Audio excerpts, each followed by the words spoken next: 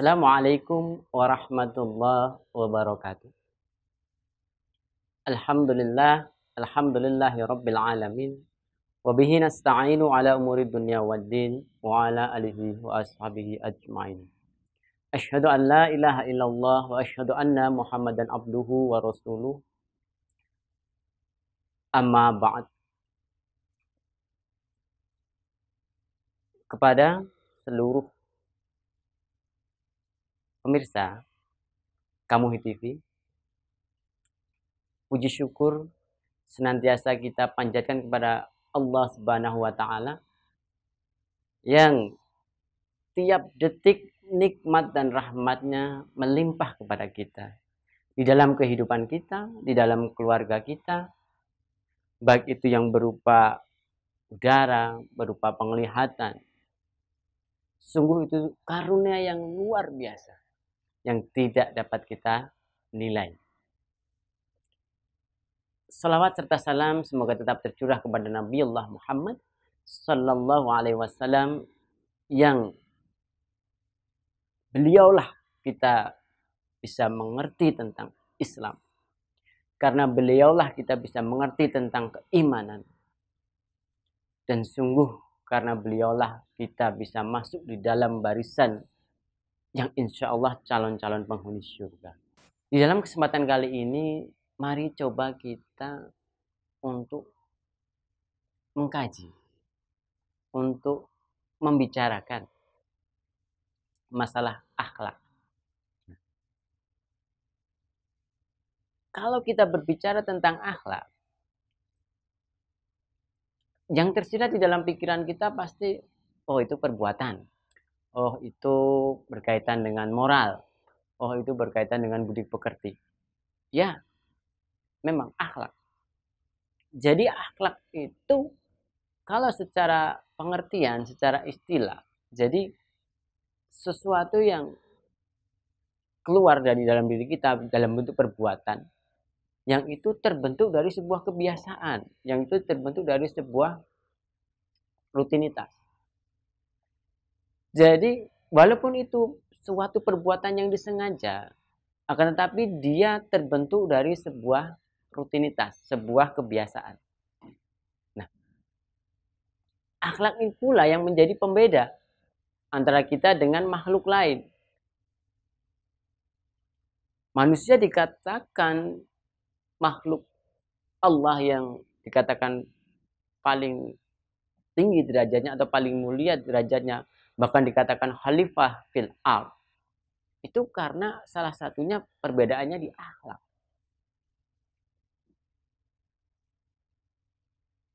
Manusia dari sudut kehidupan sehari-hari berbeda dengan makhluk lain. Manusia mempunyai rasa malu dengan berpakaian, dengan apa yang tidak menjadi miliknya tidak mungkin diambil. Nah, lantas kemudian kalau ada sebagian dari kita manusia yang berbuat di luar moralitas kita yang dikatakan sebagai manusia, maka perlu dipertanyakan akhlaknya. Nah, sehingga di sini kalau kita membahas, kita membicarakan tentang akhlak,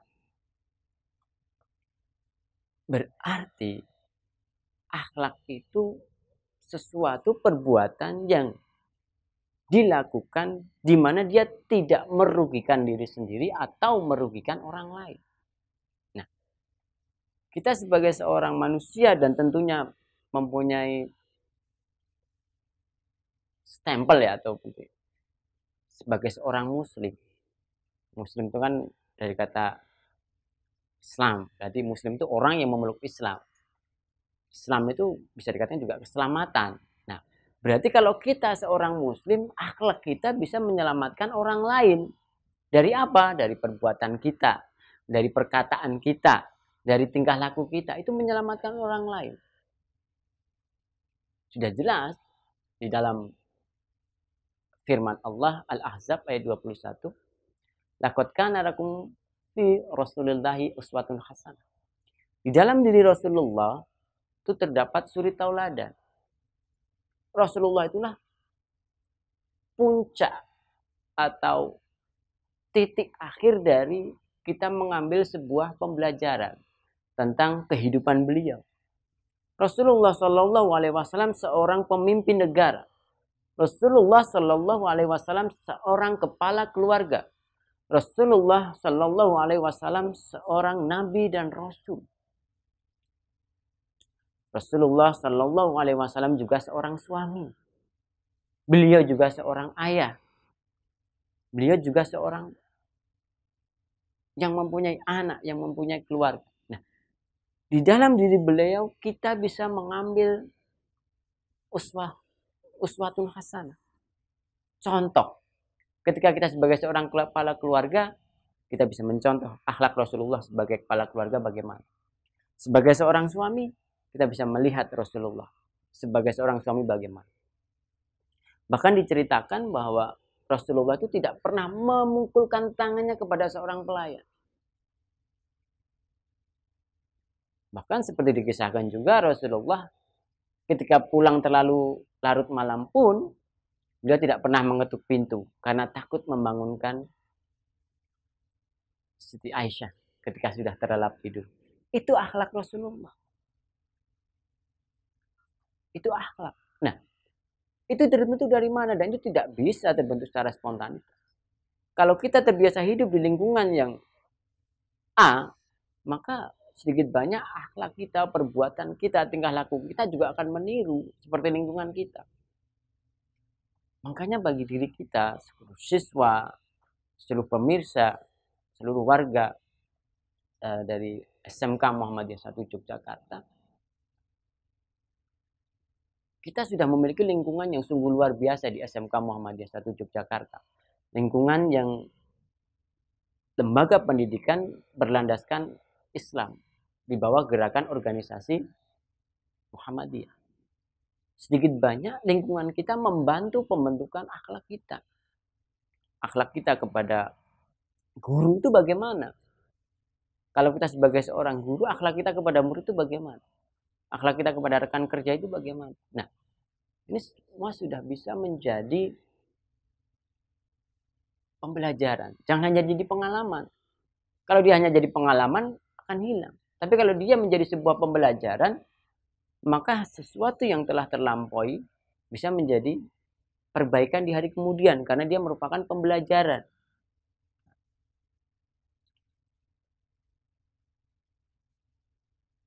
Akhlak Rasulullah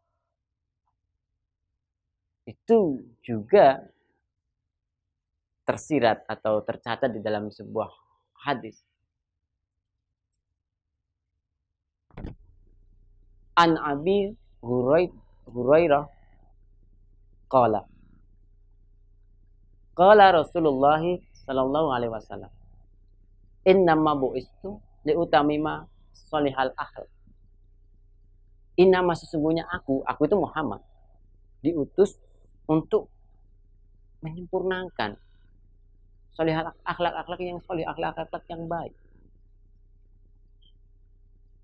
Nah, sudah jelas misi Rasulullah Sallallahu Alaihi Wasallam diutus ke bumi ini salah satunya yaitu apa? Akhlak. Bukan hanya sekedar tauhid, tapi akhlak juga. Karena akhlak itu outputnya, inputnya apa? Ketauhidan. Outputnya apa? Akhlak. Nggak penting sebuah makanan itu, oh dia dimasak dengan wajan merek apa ya? Oh dia dimasak dengan kompor merek apa ya? Itu nggak penting. Kalau makanan itu enak, maka itulah akhlak. Kalau kita itu perilaku kita baik, itu nggak peduli kita mau dari kalangan orang menengah ke atas, orang kalangan menengah ke bawah, tapi itu adalah output kita. Kita sebagai seorang muslim itu bagaimana? Ada nggak output kita seperti itu? Dengan di sebuah restoran makan, apa pernah ini dimasak dengan gas subsidi atau gas mandiri ya? Kan enggak. Yang penting Anda makan enak sudah. Itulah akhlak. Ketika masing-masing dari diri kita itu akhlaknya bagus, sudah. Kamu mau orang yang kalangan menengah ke atas, menengah ke bawah, ketika akhlak kita itu baik, maka yang terpancar, yang tercipta adalah sebuah kebaikan pula dari orang-orang sekitar kita. Nah, jadi di pembicaraan kita kali ini pada akhirnya apa? Yaitu kita membicarakan tentang hasil akhir dari ketauhidan kita, dari keimanan kita, dari ketakwaan kita, lahirlah yang namanya akhlak. Hasil akhirnya di sini. Nah, mari kita berintrospeksi, kita bermuhasabah.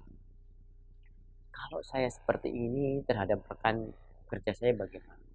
Kalau saya seperti ini terhadap teman saya di satu sekolah bagaimana? Nah, itu yang perlu kita introspeksi. Karena antara satu teman dengan teman yang lain berbeda, nggak bisa disamakan. Teman yang ini diajak bercanda oke. Oh, teman yang ini kalau diajak bercanda kurang begitu ya. Maka kita harus bisa menempatkan diri. Kita harus bisa, oh seperti itu. Nah, lain lubuk, lain ikannya. Jadi kita harus bisa membedakan bagaimana akhlak kita nanti kepada orang ke orang lain. Terhadap ke istri kita bagaimana? Kepada orang tua kita bagaimana? Itu semua sudah ada etika, sudah ada moralnya, sudah ada aturan dan sebagainya. Nah, kalau sama teman, gimana? Bagi uangnya dong. Enak. Sama orang tua nggak mungkin dong. Kamu sama ayah kamu, Pak, bagi dulu. Kan nggak bisa juga. Harus ada etika, harus ada prosedur lah atau tata cara. Nah, disitulah akhlak itu berperan. Ketika akhlak kita baik, insya Allah hasil yang terjadi adalah kebaikan pula bagi kita dan bagi orang sekitar kita. Seperti itu, kiranya cukup untuk pembahasan kita. Semoga apa yang singkat, apa yang sederhana ini, apa yang sungguh tidak sempurna ini bisa menjadi media pembelajaran bagi kita, media introspeksi bagi kita. Nah, akhirnya ketika memang itu ada kebaikan, ada kesempurnaan, adalah karena kehendak Allah Subhanahu wa Ta'ala, dan ketika ada kekurangan, ada ketidaksempurnaan, itu adalah memang berasal dari diri saya sendiri, karena sungguh manusia itu tidak pernah luput, tidak pernah lepas dari kesalahan. Billahi taufik wal hidayah. Astabiqul khairat. Assalamualaikum warahmatullahi wabarakatuh.